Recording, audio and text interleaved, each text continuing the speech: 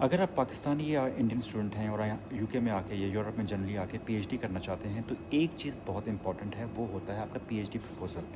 Hello everyone, मेरा नाम doctor Ali Haider है। मैं सीनियर लेक्चरर डिजिटल मार्केटिंग और मैं काफ़ी अरसे से यूके के अंदर डिफरेंट यूनिवर्सिटीज़ में पढ़ा भी रहा हूँ। अब बहुत सारे स्टूडेंट मुझसे कहते हैं सर हमने पीएचडी करनी है, इसके बारे में बताएं कि हमें एडमिशन कैसे मिल सकता है या हमें स्कॉलरशिप कैसे मिल सकती है। तो मैं हमेशा उनसे ये कहता हूँ कि सबसे पहले आपको, अगर आपने पीएचडी में एडमिशन लेना है, आपने एक अच्छा सा तगड़ा किस्म का पीएचडी प्रपोजल बनाना है जो आपने खुद लिखा हो, किसी और से ना लिखवाया हो, ना ही एआई से लिखा हो।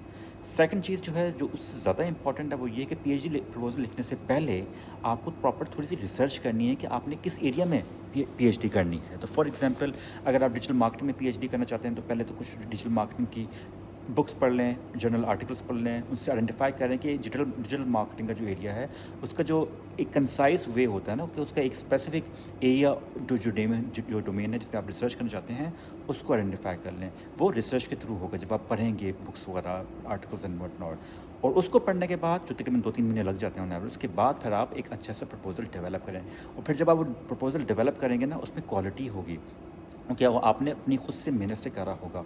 और जब वो, और क्योंकि आपने खुद लिखा होगा, आपने मेहनत की होगी, जब आप किसी भी प्रोफेसर को भेजेंगे आपके चांसेस ज़्यादा हो जाते हैं कि वो इसको एक्सेप्ट कर लें। वरना होता क्या है, आजकल के ज़माने में जो स्टूडेंट्स वगैरह हैं वो प्रपोजल जो है खुद से लिखते नहीं हैं, ये ऐसे लिखवा लेते हैं और वो बहुत जेनेरिक होता है। और जब वो जाता है प्रोफेसर के पास, उनको एक सेकंड में पता चल जाता है कि ये इस साहब ने खुद नहीं लिखा, बल्कि किसी से लिखवाया है या एआई से लिखवाया, और उसके बेसिस पे वो उसको रिजेक्ट भी कर देते हैं।